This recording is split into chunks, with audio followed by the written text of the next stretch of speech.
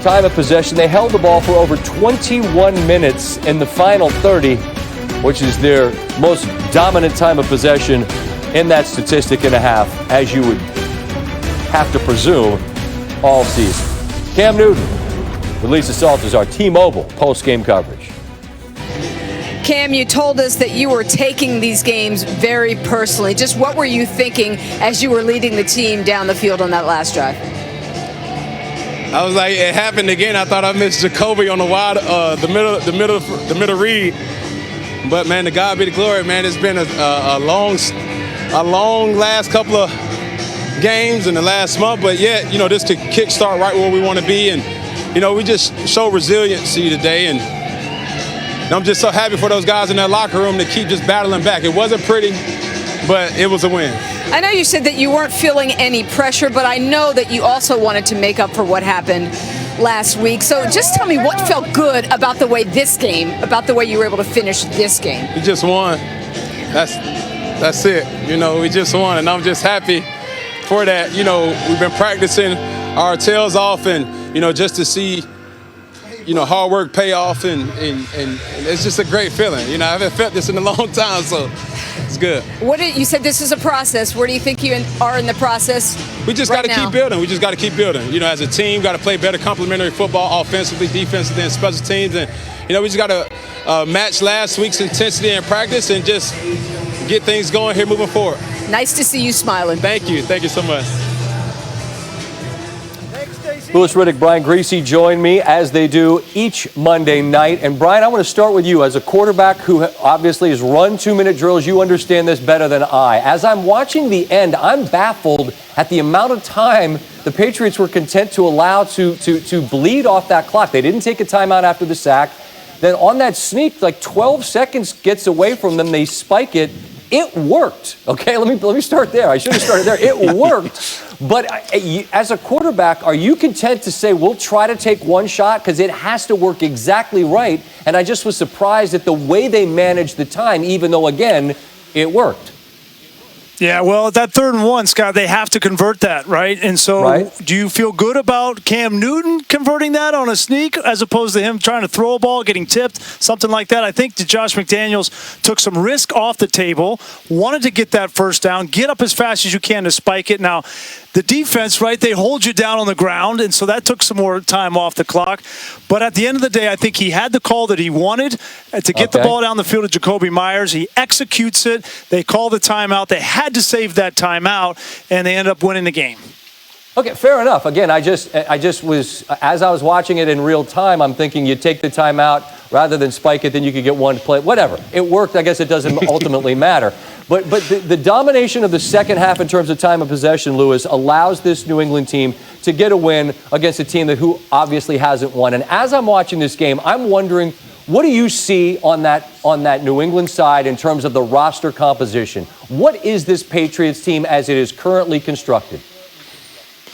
I think it's a blue-collar type of football team that has a small margin of error in terms of how they have to win football games or how they have to play football games. They have to play it exactly like they played tonight, which is dominate the time of possession, run the football effectively, take opportunistic shots off of play action, especially when people are committed to trying to stop the run, which means this. Cam has to be accurate because he's going to have open wide receivers. Look, Jacoby Myers was open all night long. Damiere Byrd was open all night long.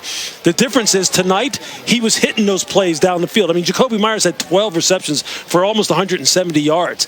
People would have thought, based off of how Cam has performed the past couple of weeks, he wasn't capable of doing that, but he's showing you with more and more practice, he's getting comfortable, and that the offense is playing maybe a style you're not used to seeing or maybe a style you don't like to see, but it's effective for them. Now, we'll see if they can do that against good football teams who have real good secondaries and real good players at all 3 levels of the defense, but for tonight, they showed you this is how we're going to try and win. We'll see if it's good enough. Well, it was tonight against a team who hasn't won, and Patriots fans aren't going to get any sympathy from anybody because you guys have been great forever, and now you're experiencing what a lot of other fan bases have dealt with, which is being sub 500 and having to really grind out victories. From the Jets' perspective, Lewis, I'll stay with you first, and Brian, give you a crack at this. What's tonight represent? You compete, then ultimately maybe you win by losing in the big picture. How do you frame it?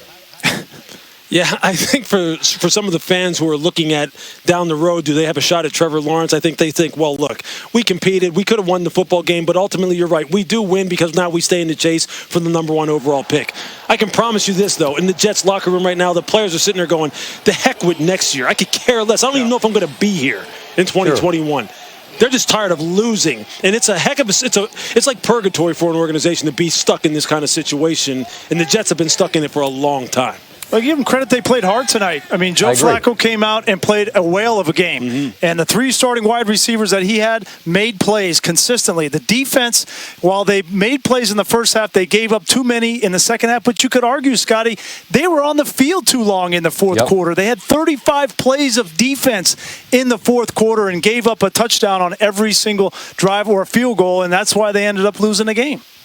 You know, you do this long enough, you find yourself saying a lot of the same things over and over, and I'll harp on something that you guys have heard me say. I have great respect for professionals, guys that show up. You haven't won a game, but they showed up, and I know they're well paid, but they gave a professional accounting. They fought hard. They end up losing in the end, but you got to respect the effort that they gave tonight. And frankly, two weeks in a row, we weren't sure what we get in the Meadowlands. We got 2 really, really interesting games that come down to the very end. As always, guys, I appreciate your time. Thanks, Scotty. Post-game coverage is brought to you by T-Mobile, America's largest 5G network. With 5G coverage in all 50 states, T-Mobile is your ticket to the game. So a double-digit lead for the Jets in the end is not sustainable. They fall to 0-9. They have to wait another week for an opportunity to get victory number 1. Their head coach Adam Gase moments ago addressed the media.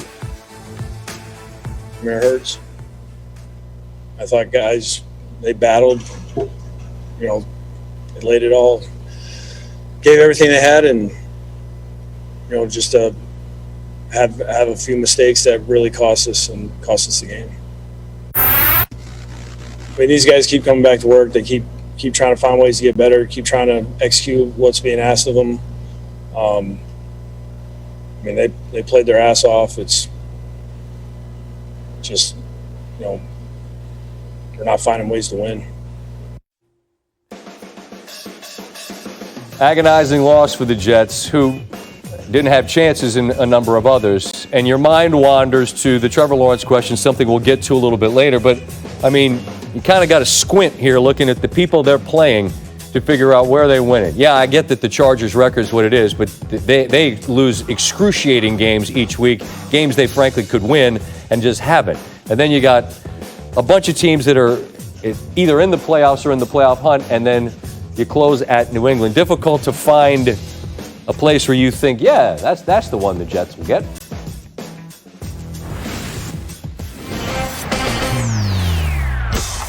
Still to come halfway through the NFL season. We got a clear front runner in the AFC. I want Ryan Clark's thoughts on that, and he, as always, will provide. Plus, not very much good news coming out of the SEC on Monday. LSU, Bama, always a big one. They're even going to play it this week. Speaking of bad, how about the beats? Liberty, liberty, liberty. Give me liberty or give me what? Debt.